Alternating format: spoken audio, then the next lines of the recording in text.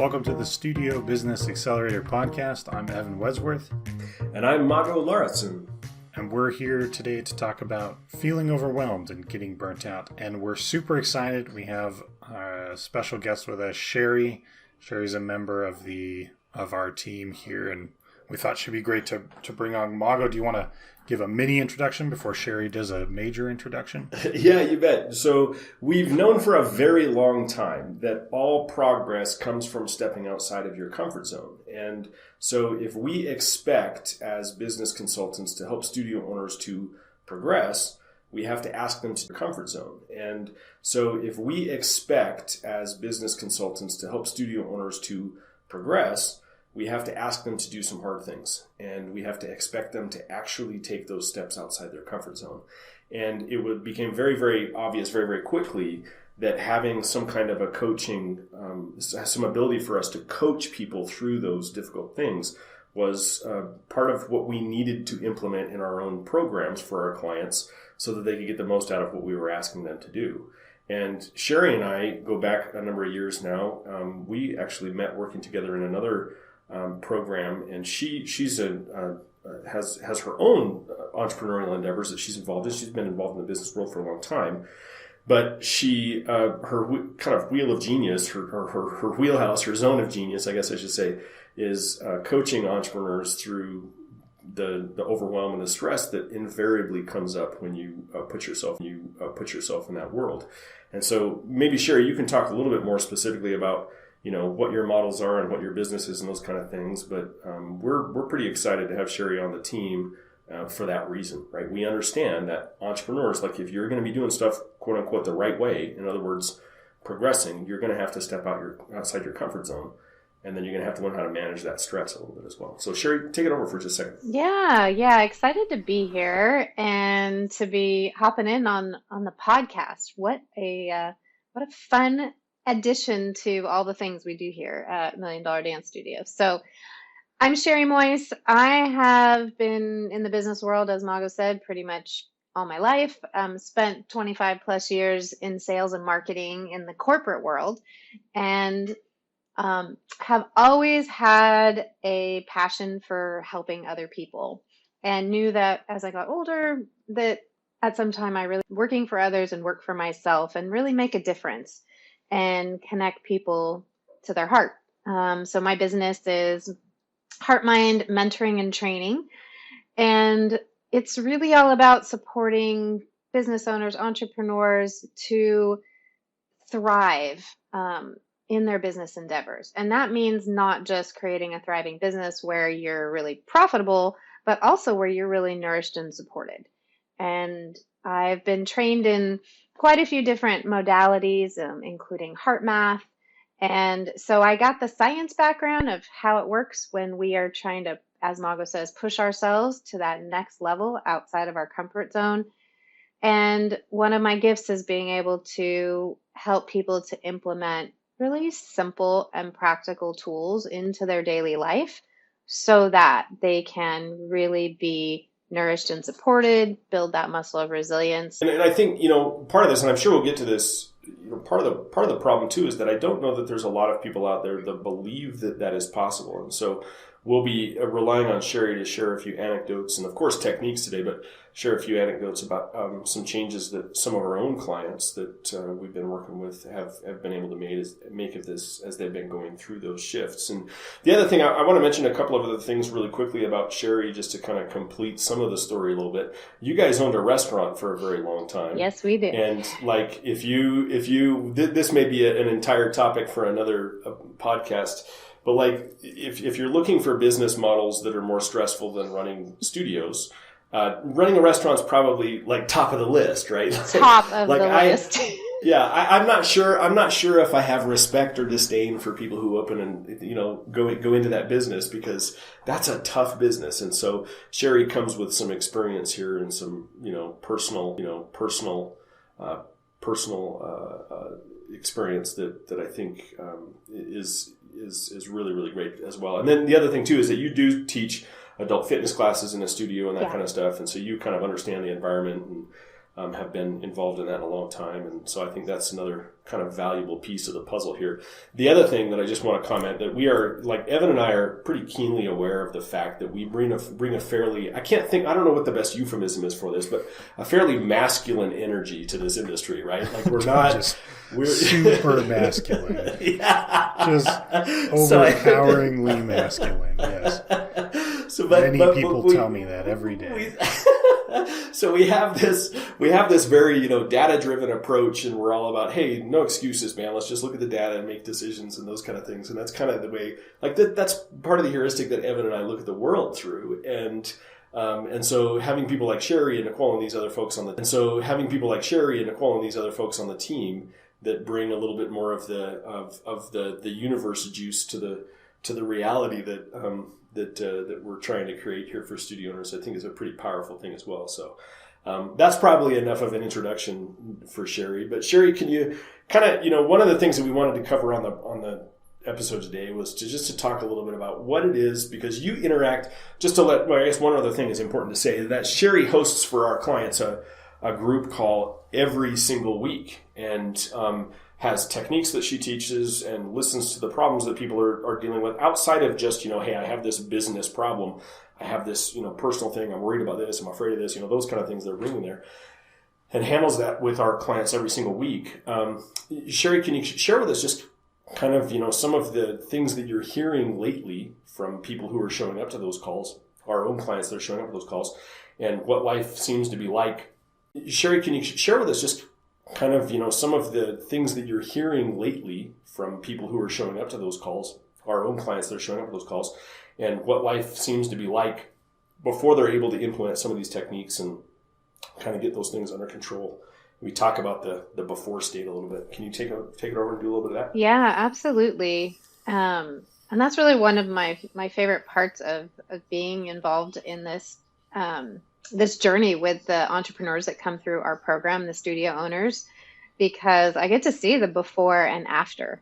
And it's really striking because most people that show up, actually, I can't think of a client that hasn't joined our program or been in our world that wasn't overwhelmed and stressed out. I mean, can you mock? I guess they wouldn't be there. Well, no. And I don't want to threaten anybody that's thinking about coming into our programs. But once again, it's important to understand that if we're going to help you progress, you're going to step outside your comfort zone. We're going to have to do that. So yeah, that's a good thing, not a bad thing. In other words. No, and that's the thing. Like, as you're building and growing a business, at every turn, when you want to take action to improve things, you're now at this growth edge. And that in and of itself, even if you're like typically a calm and easygoing person, every time we hit a new growth edge and push ourselves to the next level, our brain is wired to put us into fear and protection mode.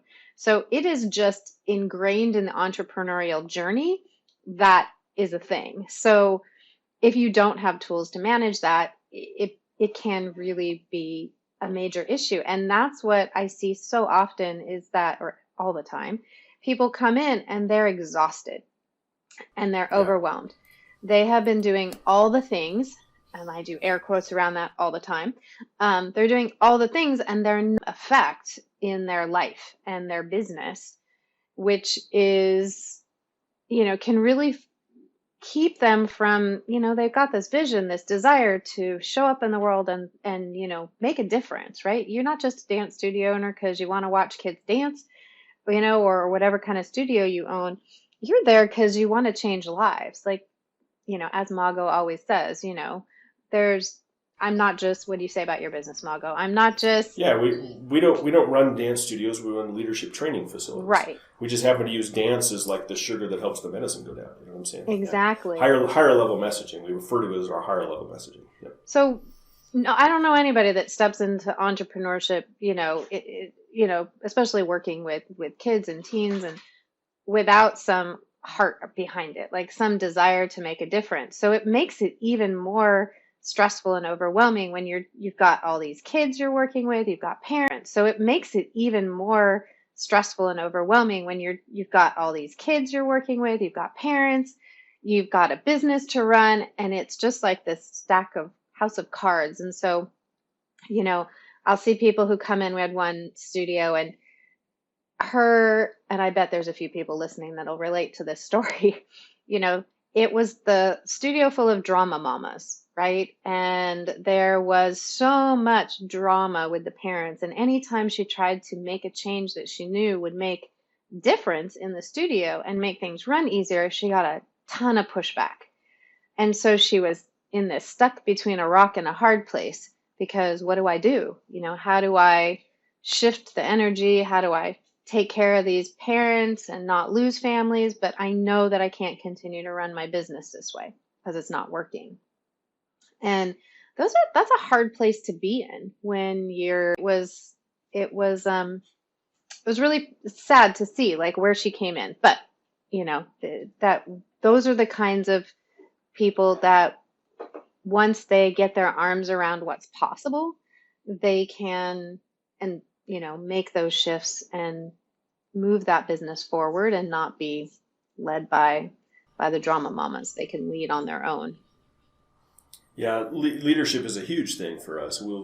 That's going to be, I'm sure, a recurring theme on the podcast, especially for people who are running studios. Like, you're in front of people. That's the whole point. Whether it's your student base or it's your staff, that's going to be a big thing for sure. But Sheri,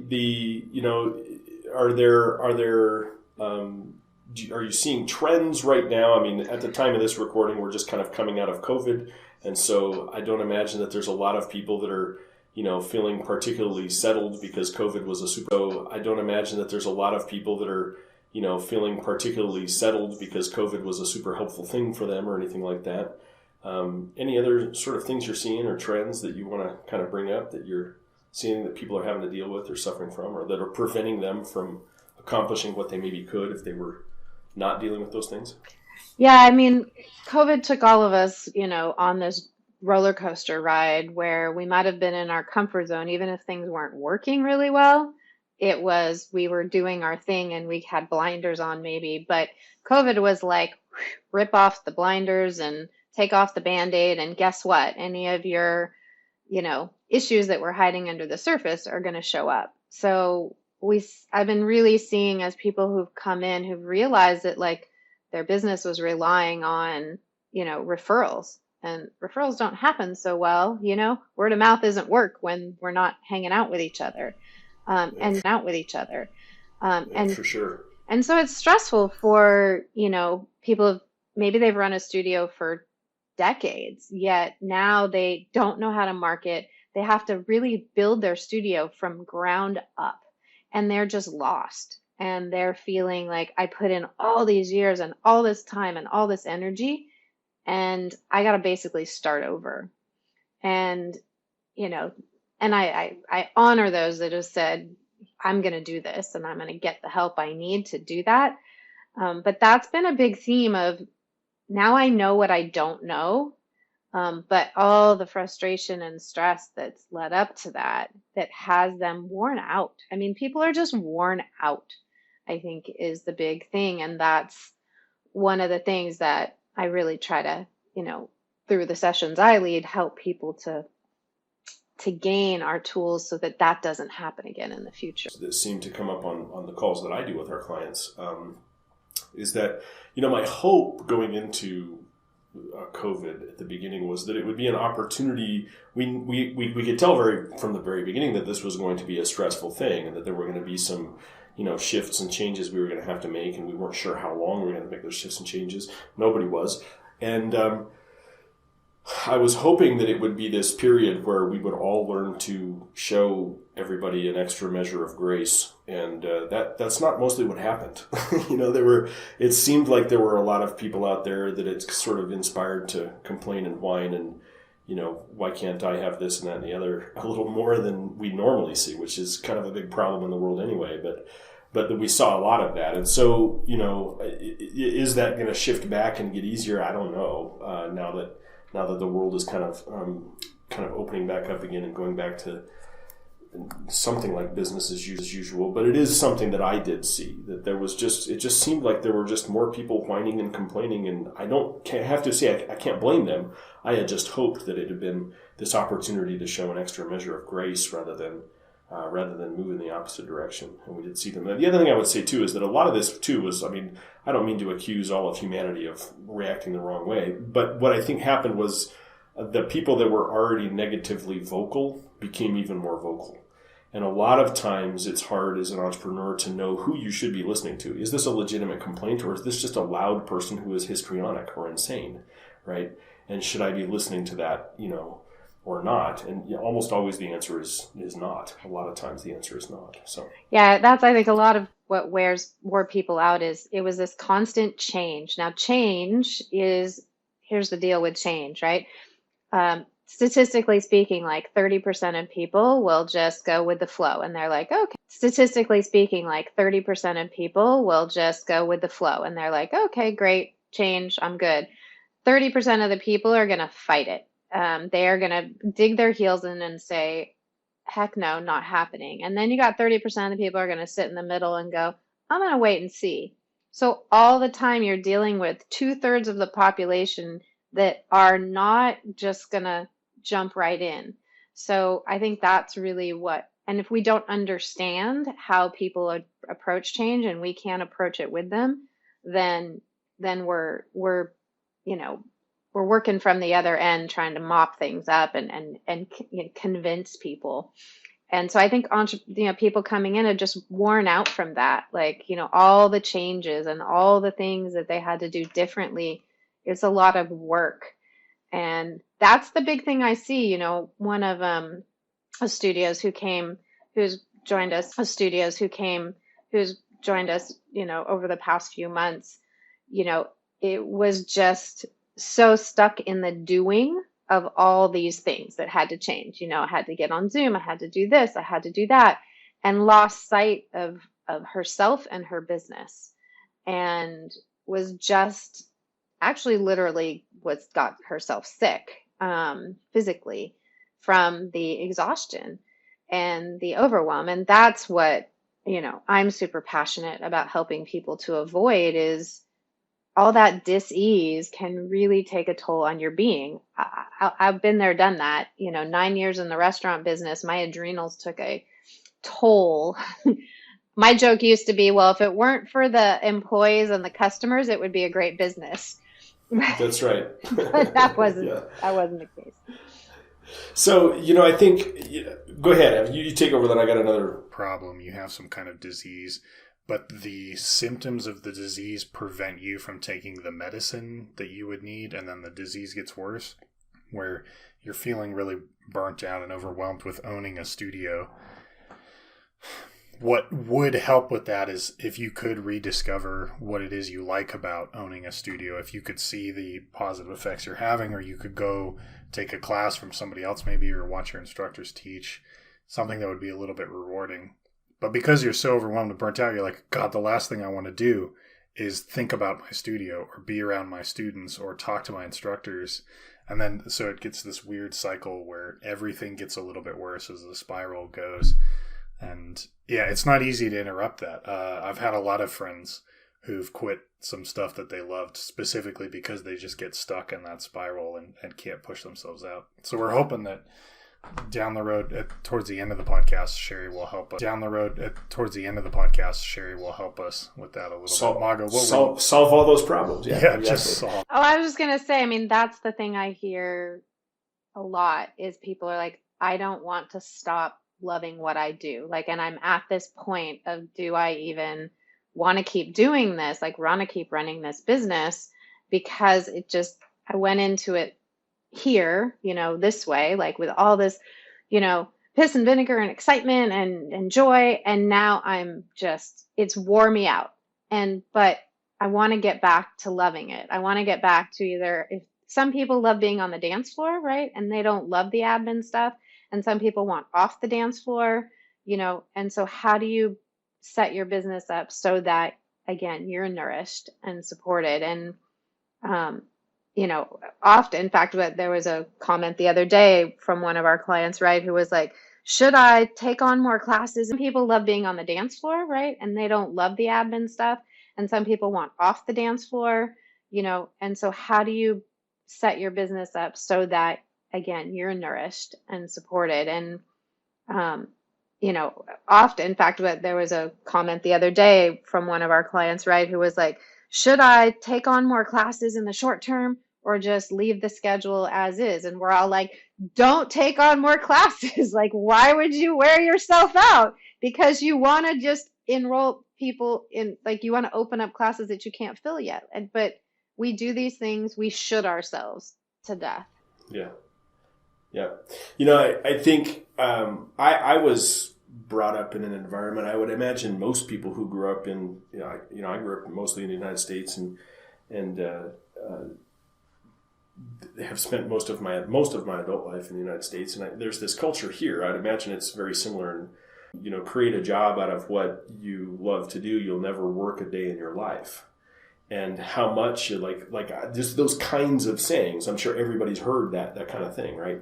And it's just simply not true. And especially for people who have taken an activity and then that they enjoy from just the intrinsic value of the activity. Just, I love doing this thing. I love moving my body this way. I love, whatever that activity is. There's an intrinsic value there that gives you that joy. And the moment that you monetize that, the moment that you move that into a realm where now there is also some extrinsic value, there's something from outside of the activity itself that's giving you some of the motivation for doing this thing, that's where you run into the danger, I think, of what we're talking about today. And it's not even I think. I know there's plenty of data on this. And put that death loop, the death spiral that Evan was describing a second ago, comes from doing that. And I've actually over the years had to take on hobbies because I have this, what I've diagnosed myself as having entrepreneurial ADHD, right? And I had all of these like hobbies and things that I enjoyed, and I kept going through that entrepreneurial seizure that Michael Gerber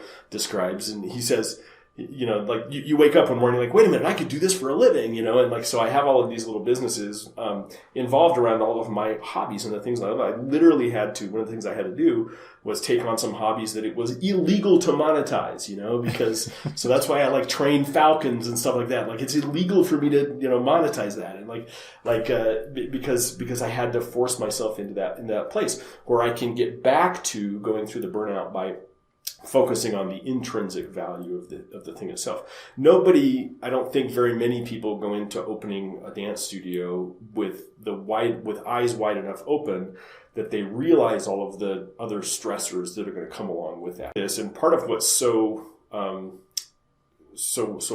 about this spiral that Evan's talking about, I think, is just the idea that you're blindsided by a lot of it. Oh, wait a minute, I didn't know this was a thing. I didn't expect this to happen. And then you think you're weird, and you think you're unique, and you think you're the only person that's dealing with that problem.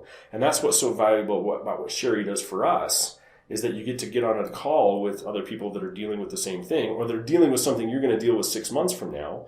And then all of a sudden you start to make the connection that wait a minute, I'm not the weirdo here.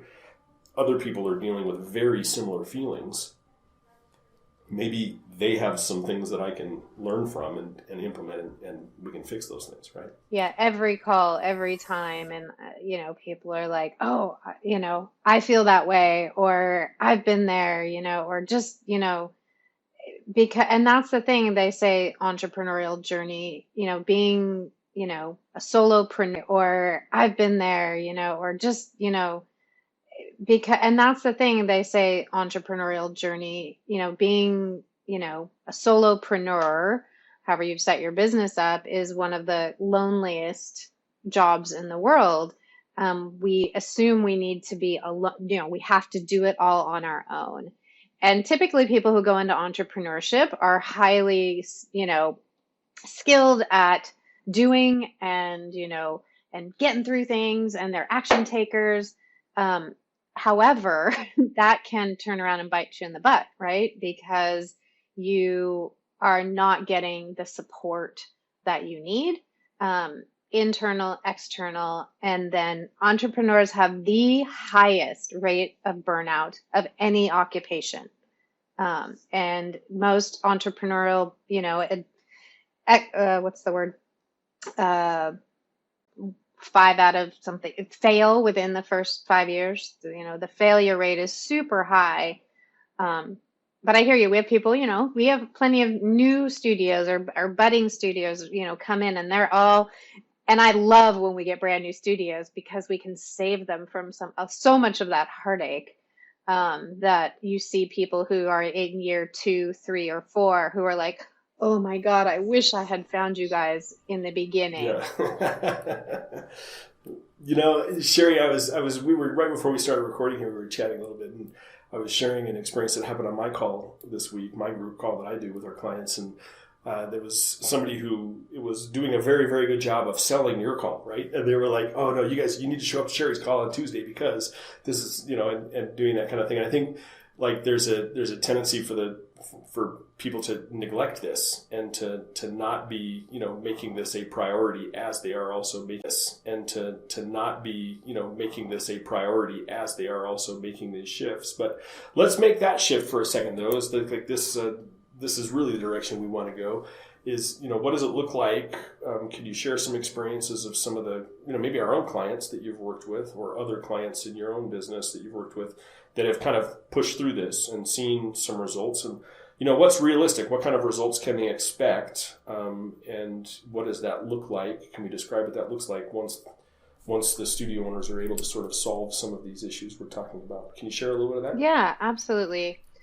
You know, I'm famous for, like Mago has his Magoisms. I have my Sheriisms. So I always say, if you haven't heard me say this once, you'll hear me say this a million times. You know, it begins and ends with awareness. So my goal is really to, you know, if you can be aware of what's going on in your own inner world, not just because we'll focus outward, right? As entrepreneurs, it's like, here's what's in my bank account. Here's how many students I've got. Here's how many teachers I have. This is what's on my to-do list today. And the inner stuff builds and builds, and then boom, crash. You know, one of our clients, the one we were actually talking about earlier, she would push and push herself to the point where literally she'd be taken out for like 3 days or more. Like, no joke, couldn't function, like had to actually take off time. And that is so not good for your body. It's not good for your personal life. It's not good for it's not good for your business. Of course not. It's just not. It's, you know, over and over again, I say a thriving business requires a nourished and happy you.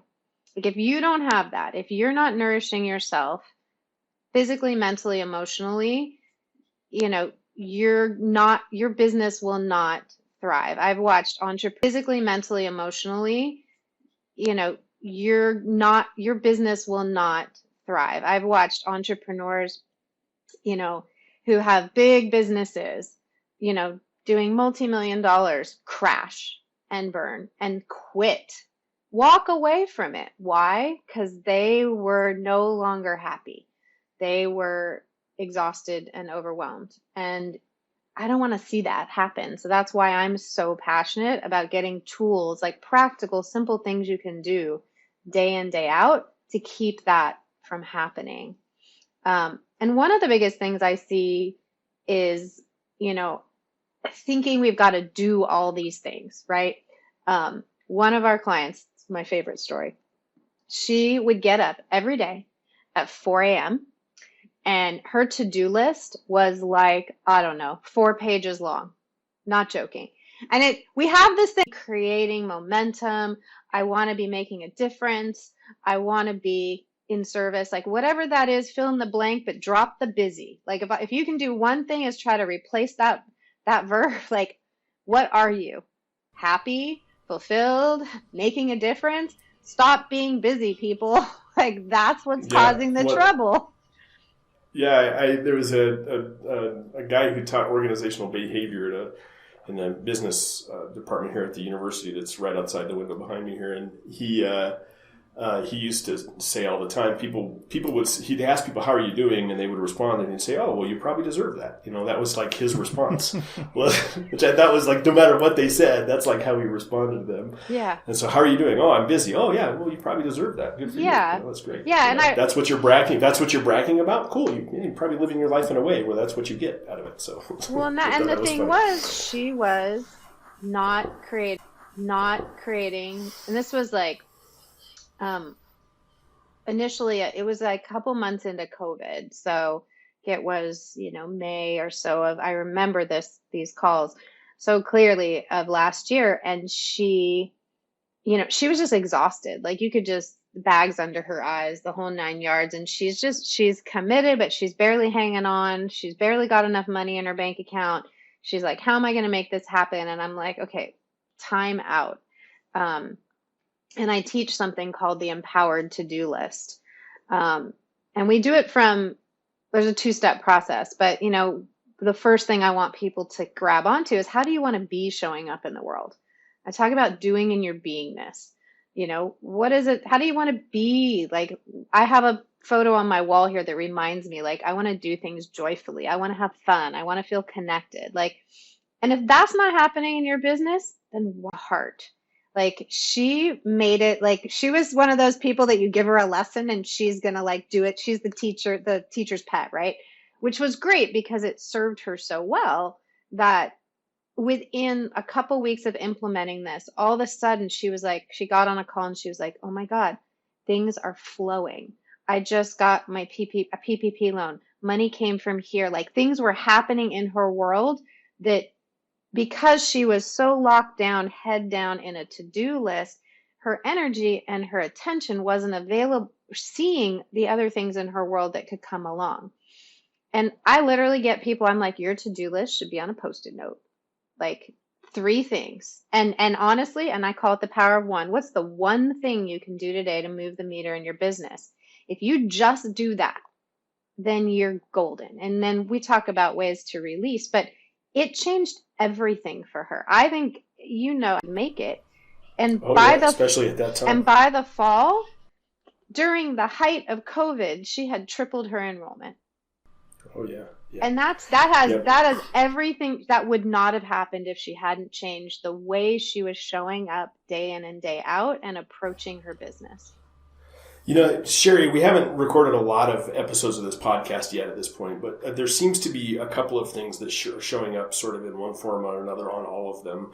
And one is that knowing stuff ain't enough, that you actually have to implement some things, right? And another piece that I've noticed is that there's this believability issue where people don't believe what is actually capable. They're stuck, like you were saying, focused on this thing, or, hey, I learned to do things a certain way from my studio that I came up in, or, whatever that is. And there's this believability issue that people struggle with to actually get through. And if we could accomplish nothing, believability issue that people struggle with to actually get through. And if we could accomplish nothing other than to get people to believe that more is possible, that the world doesn't have to be impacting you the way that it is. And that to get to that point, you need to do more than just learn stuff, right? You need to actually implement those things. Man, it would solve most of these problems. So I was wondering, can you take a little bit, maybe by sharing another anecdote or two, or maybe you have a technique or a strategy or some insight in this. How do people change what they believe? How do people, get to a point, what is it that they need to do to actually get to a point where they will implement because they do believe that something's possible? It's really tough for me personally to implement something that I don't think is going to work, right? So that belief piece kind of has to come first. What else have you seen? What other shifts have you seen people make, or what other techniques do you have to talk about, like, how do we get over that hump first? Yeah. Have you seen people make, or what other techniques do you have to talk about, like, how do we get over that hump first? Yeah, I think it's 2 parts. Like, I always I say I combine the best of science and spirituality. So I can tell you why that happens, like what's going on in your brain that is keeping you from doing something that's new. And literally, this beautiful computer in our brain is trying to keep you safe. And so one of the things I want people to do, like the best thing you can do is, there's an education you can give yourself. It's like, understand that fight or flight mechanism doesn't just happen when something comes out of the blue. It literally happens every time you go to do something new that you don't have any data around. So learning how to, again, awareness, like what's coming up, and asking the question, what's true about that? Again, I ask this, what's coming up, and asking the question, what's true about that? Again, I ask this all the time to my clients and to our clients, like when somebody will say, I can't raise my prices, or I can't change to a 12-month program, or I can't. I'm like, what's true about that? Why do you believe that that's not possible when look at the evidence? Like, why don't look out into our community? But it's fear talking. And so that's a lot of the training that I do with people, is to help them build that muscle of resilience so that that fight or flight response, which is just natural. Anytime you do something new, I don't care what it is. Your brain, if there's no data there, it's going to find the most like familiar thing. It's not very good at finding familiar. So we have to be able to override that automatic response. And the only way to do that is to, it could be anything. One of our clients, actually a few lately, we've given them the really phenomenal problem that they are growing so much, they need staff, right? Yeah. You've been doing a bunch of training on like, how do you hire staff? Well, I'm on the other end helping people to accept that level of support and so it shows up as like, well, I'm not going to be able to find anybody that's going to be a good fit, or I can't trust them to take over my classes or whatever. Those are two of my favorite lines. Like, well, nobody can teach like me. Really? No, they can't. Okay. True. However, it doesn't mean that your students won't have as good, if not better, experience. And by the way, you get some energy back to do the things that really are going to move your business forward. So we're working it, from both ends, and really understanding. And I love it because of your business forward. So we're working it, from both ends, and really understanding. And I love it because one of our clients who's down in Texas, she small studio, and she never thought it was possible that she could have full-time staff.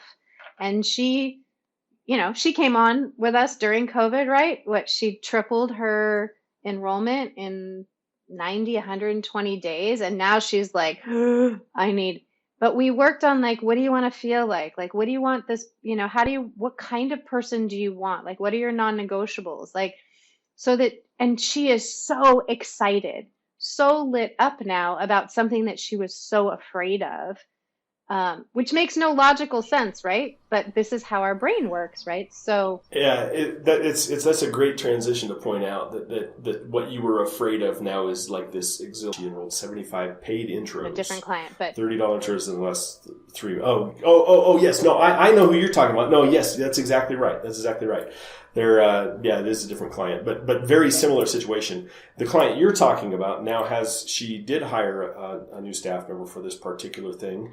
And it was interesting to talk to her about that as well, and how scary that was and what her experience is now.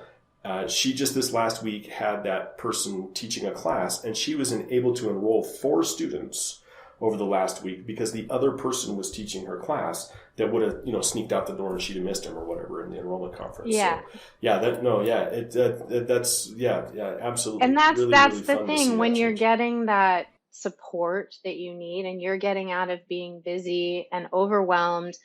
That's like, I talk about it like, if you had a water gun that was broken and it just need, and you're getting out of being busy and overwhelmed.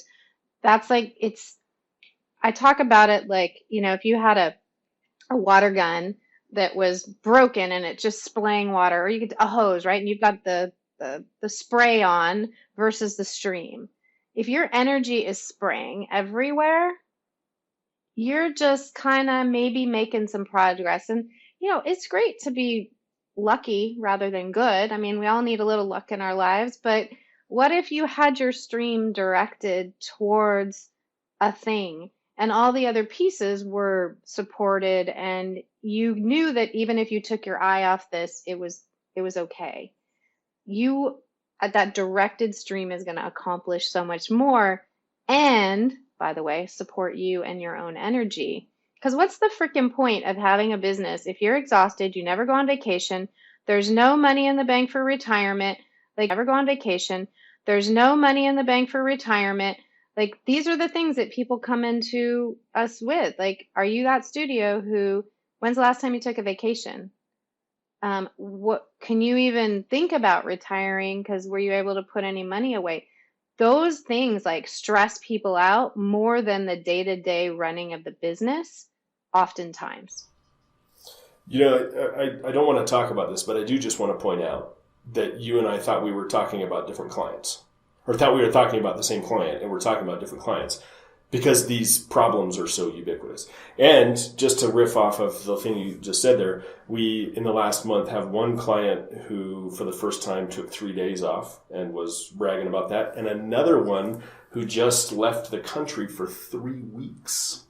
Is going to be out of the country for 3 weeks and is capable of running the studio without any input for that amount of time. And what does that take? Really, what does that require? That requires not just like phenomenal like systems in place.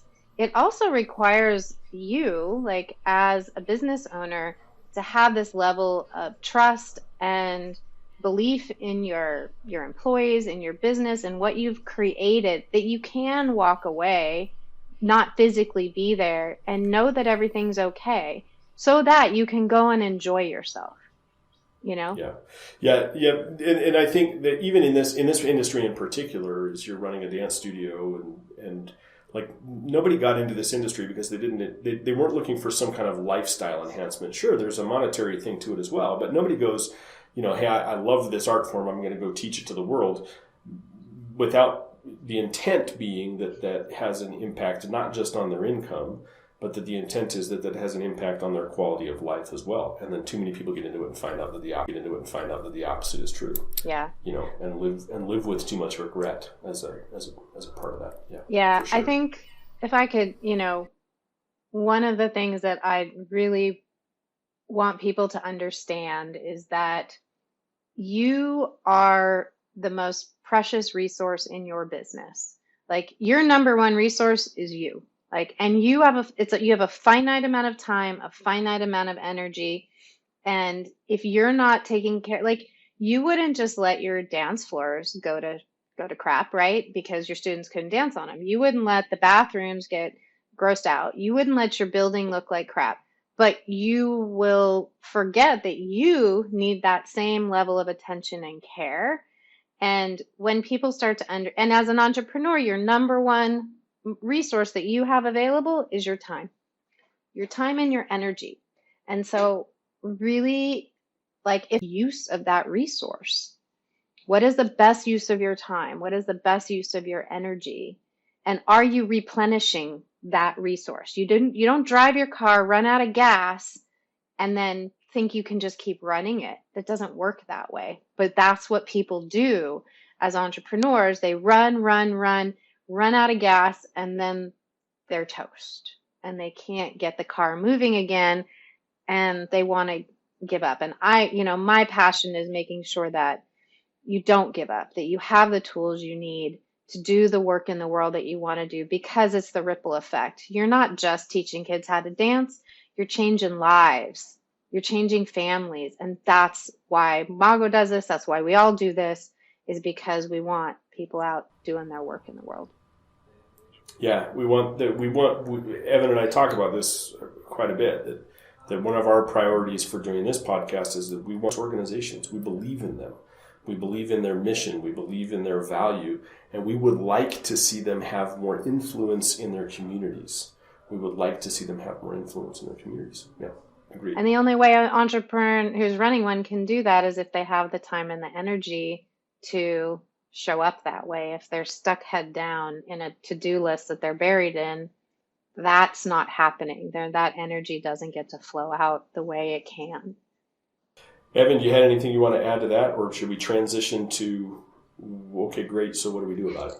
Let's, yeah, one thing, Sheri, as you were talking, this is a good reminder for me, not to pull everything back to COVID, but just since this is the time we're coming out and everyone's burnt out to one degree or another, one of the things I think that I have been trouble with is forgetting that the direction of influence is not always from me out into the, maybe notice that as much. And with the studio owners, it seems like one of these things that you're saying is that if you can create the right systems and what things you should be paying attention to and what things you should disregard, then rather than having the world around you burning you out and depleting that resource of your time and your attention, it helps you keep that renewed and keep that a little bit more fresh.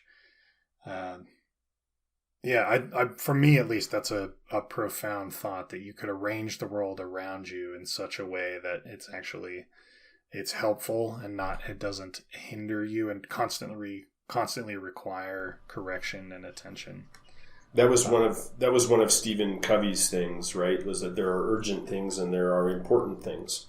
And there are things that are not urgent and there are things that are not important. So if you make that little quadrant, that means there are things that are urgent and important, and we should probably pay attention to those. And there are other things that are urgent and are demanding. That was one of Stephen Covey's things, right? Was that there are urgent things and there are important things.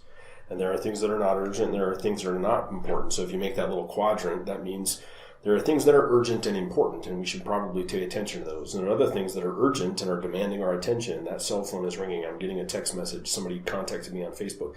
That may not be as important. Yeah. And so, designing your environment intentionally so that you can focus on the things that do matter and not be, by the way, I don't know that most people know this. I started out my adult life as a evolutionary biologist, as a geneticist and evolutionary biologist. And so what Sheri is, she's talking about, the fight and flight, and like, hey, we weren't designed to live in the world that we live in right now. We were designed to not get eten by saber-toothed tigers. Exactly. You know what I'm saying? And like that's sort of how humanity was optimized for that environment. And so there are these things that seem urgent that are just not important, that our brain just is hardwired to respond to. And so I think that's a pretty profound thing.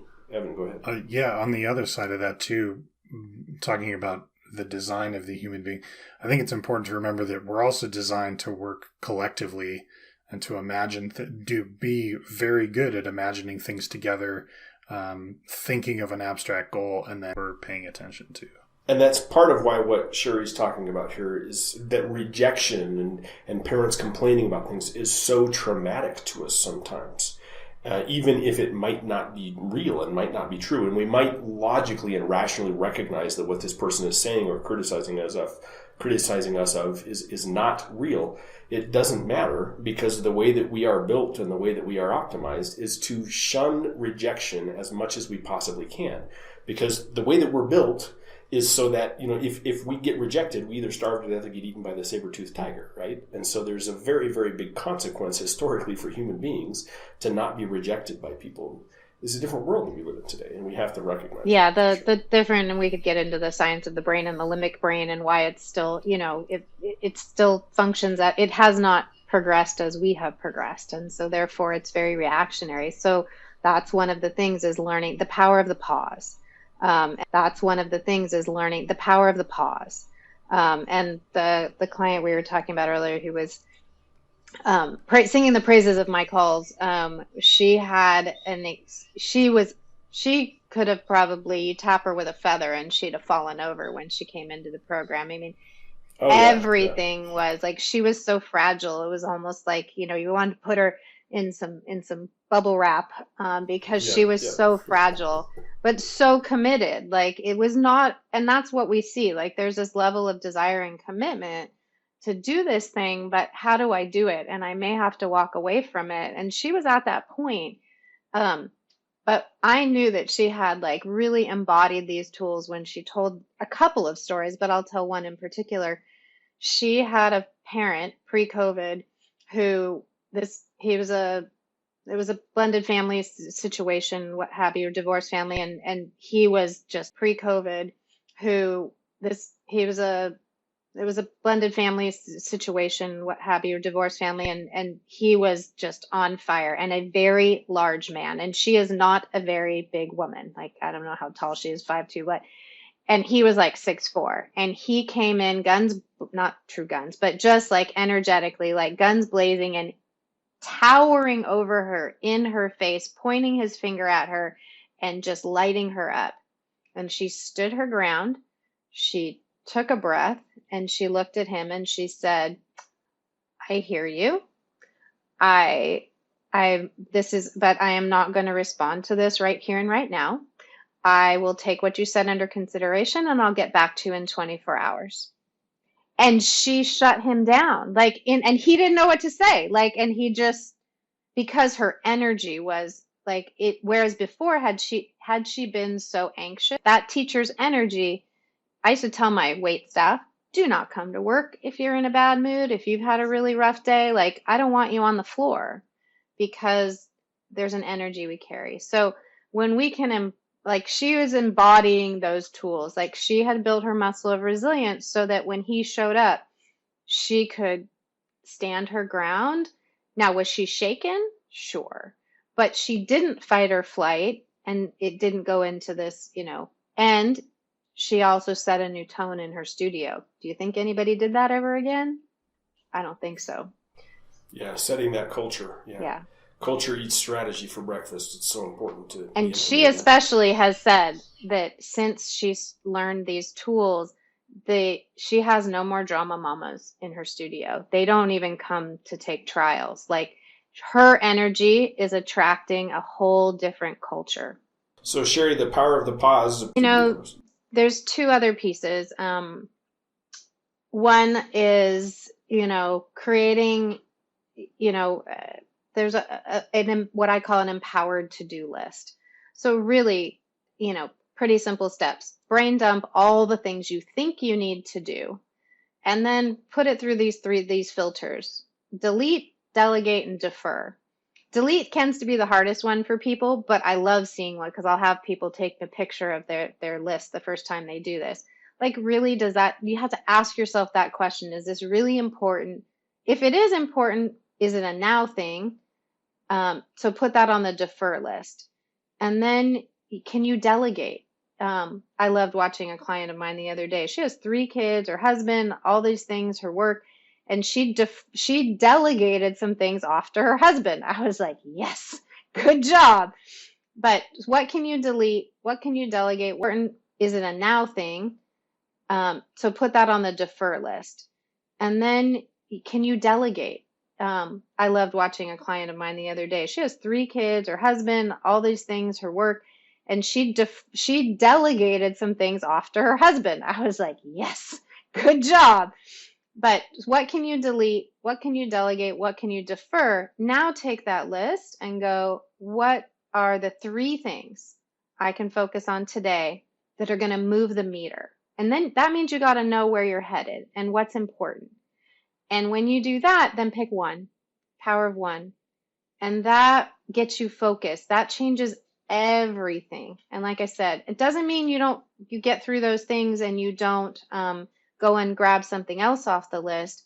But if you only get that one thing done today, your brain starts to learn that I can make progress just doing one thing. Like, we are just doing one thing. Like, we are literally retraining your brain from I have to be busy to create results to when I'm focused, and then your brain will find the thing that will move the meter because you're training it. Super, super powerful technique. And one that I encourage people, and people get frustrated with it because, like the woman that had the 4-page to-do list, we're like, the longer the list, the better. And so you do have to, it's a muscle. We build it as a muscle.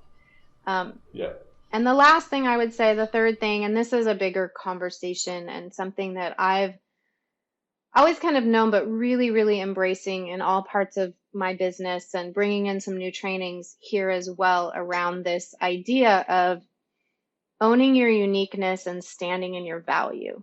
So it kind of goes with this whole idea of you are the most precious resource, right, in your business. Approach things is very different.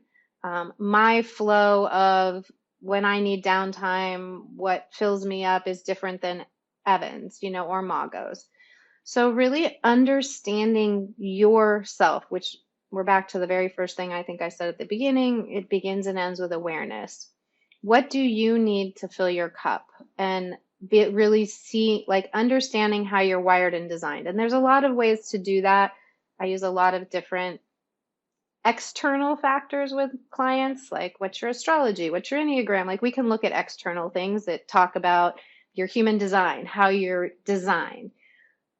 you don't need any of that. What you do need, if you had none of that, what you can do is really just pay attention to your own rhythms and flow, um, and start to honor that and start with, calendaring like before you create your schedule for the week, put self-care times in. Really honor that yourself as that resource. Man, that awareness piece is so hard for people. Like it's. I think the value of what you do for us here with the group, consistent. If you want to show up every week, show up at the call every week, and get some work done. But that is such a hard piece. Jim Collins describes it. I love his metaphor of flipping over rocks and looking at the squiggly things underneath, right? And I actually just attended a class 2 days ago that was given by a local business leader here in my city, and he was talking about building culture in your business and leadership in your business. And I'm going to try and get him to come do the same presentation to our clients if he can, because it actually shoehorns exactly into the problems we're talking about today. But he shared it that he built that was, by anybody's definition, hyper successful. Got to the point where he had between 400 and 500 employees, and he recognized that he didn't want that he didn't know everybody's name. And there were people now in the company who he was not personally familiar with. And there was this political, culture that was outside of his control now because of how big this was. He literally had a nervous breakdown and recognized that afterwards, what happened, and worked for the next few months to get himself out of the company that he started, right? And then with the amount of money that he made off of that, most of us will never see, right? Like he made a ridiculous amount of money doing that, but recognized that, became aware of what he was doing, and then went and started his next company. And just 2 months ago, he wasn't allowed to share with us what he sold that company for, but just 2 months ago, sold it and told us that it was the largest transaction in the history of my city because of the awareness piece. Because of the awareness I ask piece. people, like, like we have studios where they don't want more than 75, 100 students. Like that's their sweet spot. But there's other people that want to run multiple studios. They want to have multiple locations, but not everybody is designed to run multiple locations with, 500, 600 students. It's important to them to know everybody's name, to know the family. If it's not important to you, there's no judgment. That's just your design is like, I just want, some people want to be in the mix and have our fingers in everything, and that's important to them. So it needs to be smaller, so knowing your own wiring and design and not trying to build something because you think it should look this way, because you grew up in a studio and this is the way they did things. And so you think that's this is really, I thrive, the more like what Evan was saying. And most of us do, but for me, like that's where I get really lit up and inspired and new things come through. I need to make sure I have that in my business in some way, shape, or form. Each of us knowing ourselves. There is no one way to run, a dance studio. There's just your way. It doesn't need to look any particular way, but you've got to know yourself. It begins and ends with, and it's little things. It's starting to, I put people through some really basic practices and tools. And all I'm trying to do is create more awareness, connect you to you so that you start to go, oh, that's not working for me. Is this important? Okay, well, maybe I delegate this. Maybe I change the structure a bit. I don't think anything to do is create more awareness, connect you to you so that you start to go, oh, that's not working for me. Is this important? Okay, well, maybe I delegate this. Maybe I change the structure a bit. I don't think any one of our studios is structured exactly like the other in any way, shape, or form. They have some similar processes, right? But everybody's morphed it to their way. We're not directing, those are the worst programs. I tell people all the time, you need a framework, not a formula. If somebody's pitching you a formula, and you're not wired and designed exactly like they are, it will not work for you. Absolutely. Will not Absolutely. work. And that's the first piece of what people do when they come into what we call our base camp program, our entry-level program with our consulting company, is developing that vision. And why would we try and shoehorn you into that? I think that's a super, super important piece. Plus, it's motivating, right? If this is the thing that I want to build, then let's go build that thing. And we'll have the tools to help them do that. That's exactly right. Yeah. It's important to, we do need a framework. We need a structure. But then you plug the formulas in that match your design, and the way that feeds you, because otherwise what's the point? You might as well at that point just go to work for somebody else so that you don't have the stress and the responsibility. I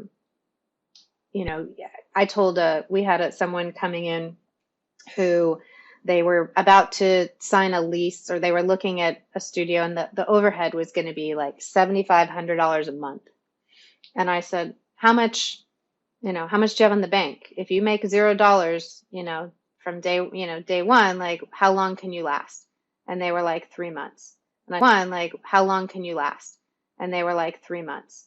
And I said, you have two choices. You either get some support and get some structure in place quickly, or you find a smaller space and start smaller, because otherwise you're risking your own house, marriage, family, all the things.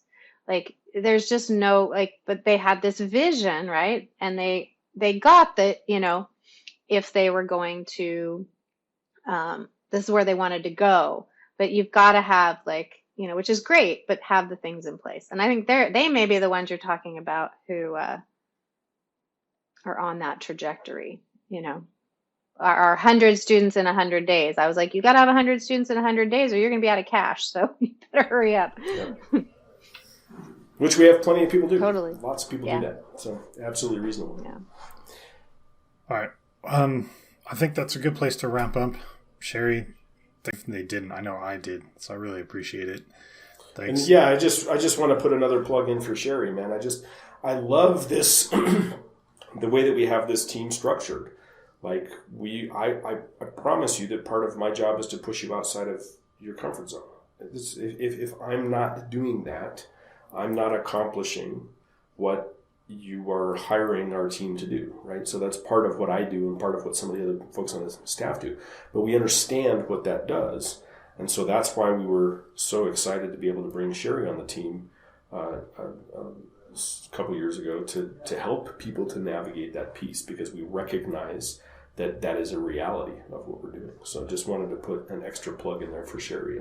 I love it. I love it. I mean, my mission in the world is to, connect more people to their hearts and to help heal this planet. Like, the more people are connected to themselves and feeling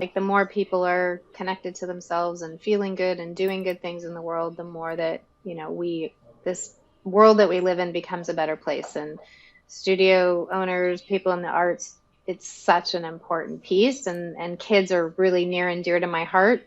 So I love being a part of the ripple effect. And fantastic. So I'm grateful to be in this part of this team and get to be doing that week in and week out. It fills me up. Fantastic. Thanks. All right. Well, if you would like to find us, you can find us online, plenty of different places. Check out the Studio Business Accelerator Facebook group. You can find some folks there talking about similar things that we're talking about.